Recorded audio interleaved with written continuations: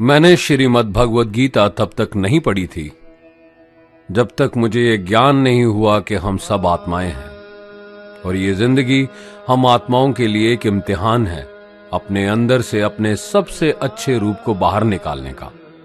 और भगवद गीता इस इम्तिहान को पास करने की एक अहम किताब। भगवद गीता के 18 अध्याय हैं और ये संस्कृत में परमात्मा द्वारा दी गई थी।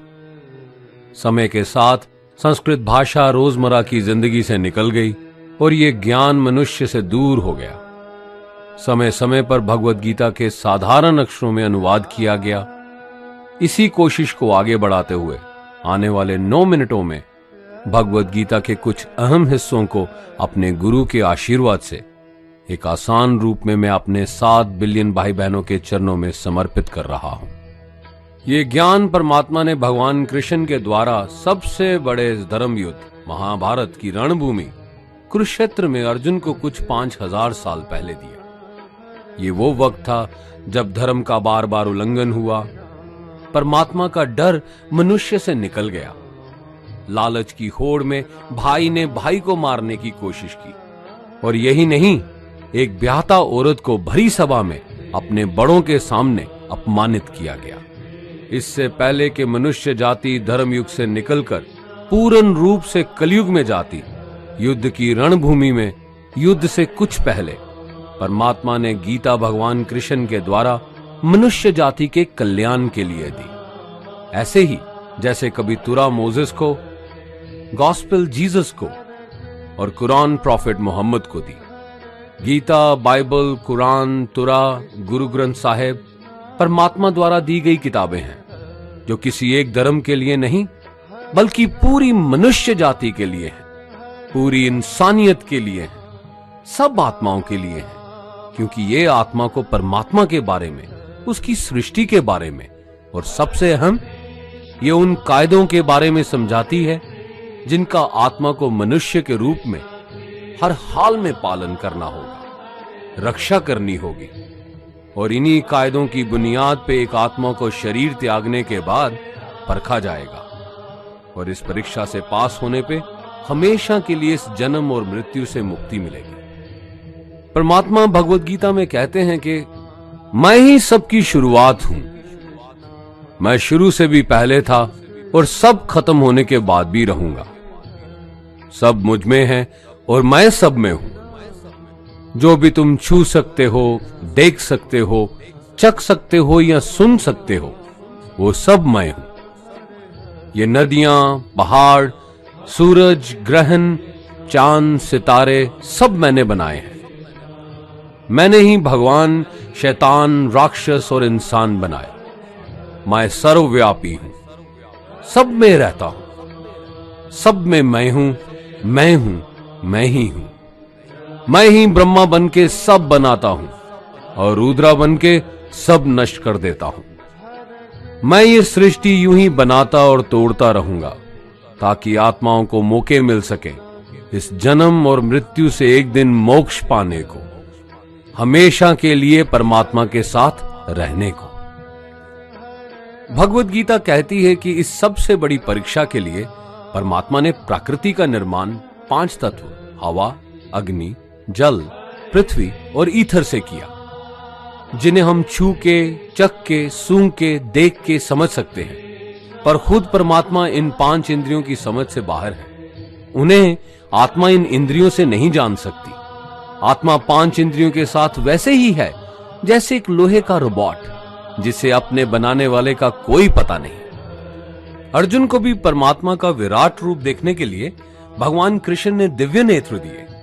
भगवद गीता समझाती है कि आत्मा अजन्मी है, इसे कोई मार नहीं सकता, कोई जला नहीं सकता, डुबा नहीं सकता, काट नहीं सकता।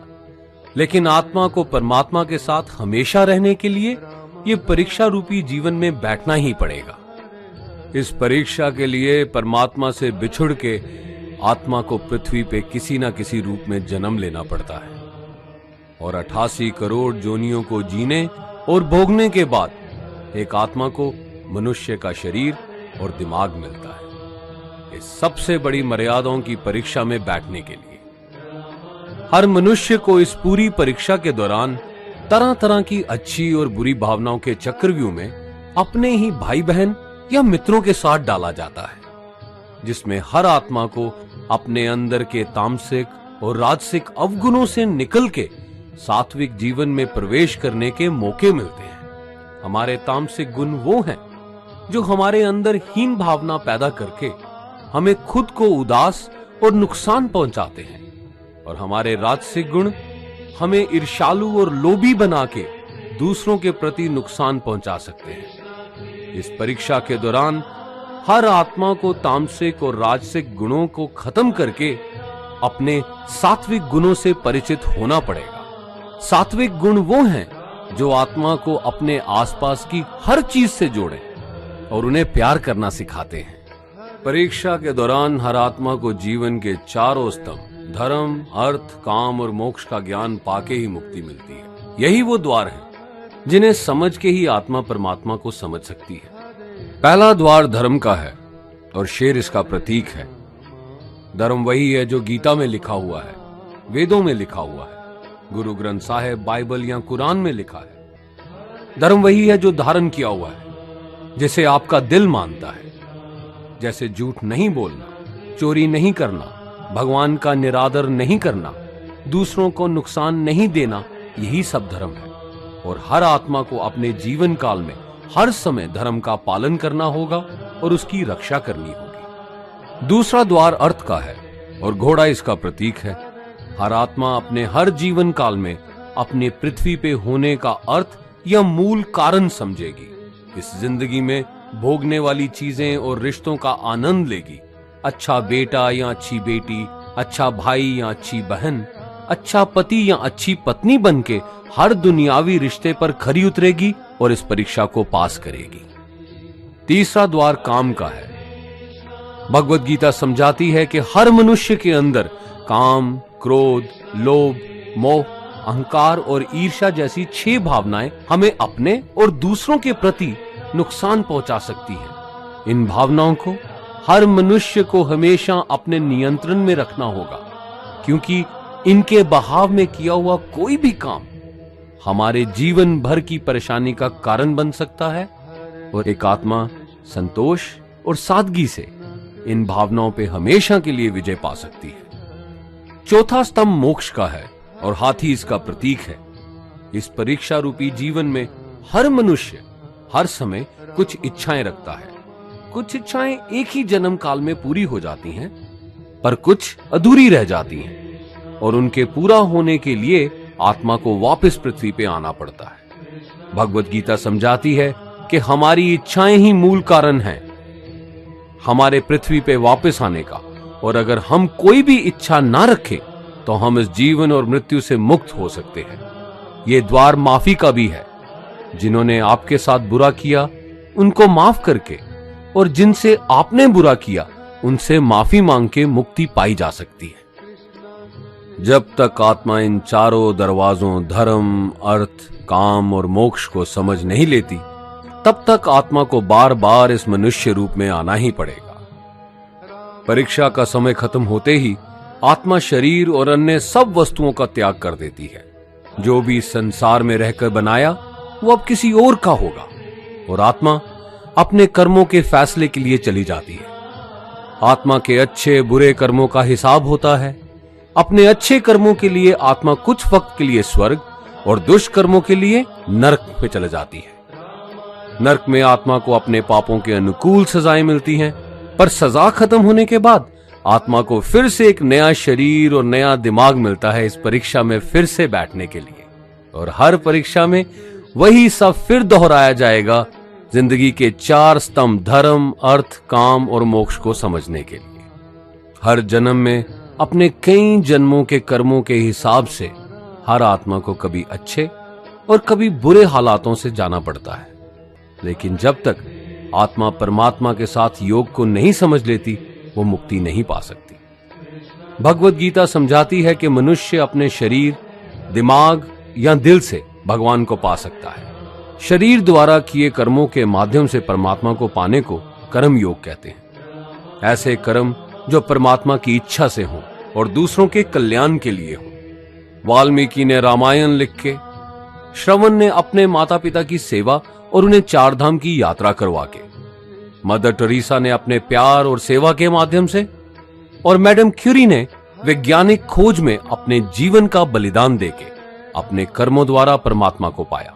भगवत गीता समझाती है कि एक आत्मा दिमाग से भी परमात्मा के साथ योग लगा सकती है। इसे राजा योग कहते हैं, क्योंकि दिमाग या मस्तिष्क सब इंद्रियों का राजा है।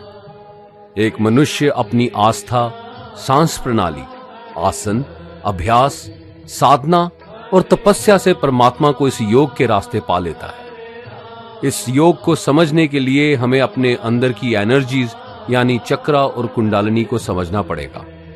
आत्मा मस्तिष्क से मेडिटेशन या ध्यान लगा के परमात्मा के साथ योग लगा सकती है। शंकराचार्य, स्वामी परमहंस, स्वामी विवेकानंद और उनके जैसे कई योगी इस योग के रास्ते परमात्मा के साथ संधि लगा पाए। परमात्मा भगवत गीता में कहते हैं कि अगर किसी आत्मा को धर्म ना भी समझ आए, योग ना भी समझ आए, पर अगर वो मेरी शरण में आ जाए तो मैं उसके सारे पाप माफ कर देता हूं। परमात्मा को ऐसी दिल की गहराइयों से पुकार के पाने को भक्ति योग कहते हैं। चैतन्य महाप्रभु, मीराबाई और भगवान हनुमान इस योग के सबसे बड़े उदाहरण हैं।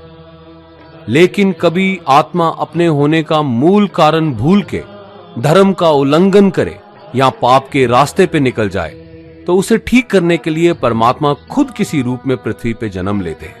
आइए श्री भगवत गीता, गुरु ग्रंथ साहिब, तुरा, बाइबल, कुरान या ऐसी किसी भी दीनी किताब को पूरा पढ़ के इस जिंदगी के असली मायने समझें और परमात्मा के साथ योग लगाएं। अगर आपने इसे पसंद किया तो इसे औरों को बांटिए, ताकि सब आत्माएं अपने यहां होने का मूल रूप समझ सकें और इस जन्म और मृत्यु से मुक्ति पाके हमेशा परमात्मा के साथ रह सकें। धन्यवाद।